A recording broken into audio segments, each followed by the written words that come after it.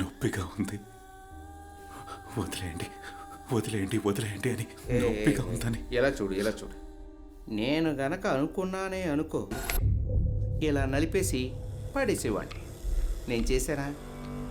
చేయలేదు. ఇప్పుడు నువ్వు ఇక్కడే ఉంటావు, నేను కూడా ఇక్కడే ఉంటాను. అర్థమైందా? రేయ్, అర్థమైందా?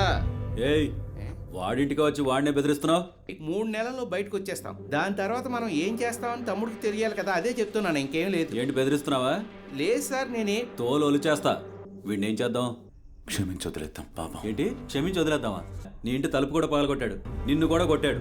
వాడిని ఏదో ఒకటి చేయాలి. చైనా వదిలేద్దాం సార్. ఎఫ్ఐఆర్ ఫైల్ చేయనా? ఏం చేసినా వదిలిపెడదామా?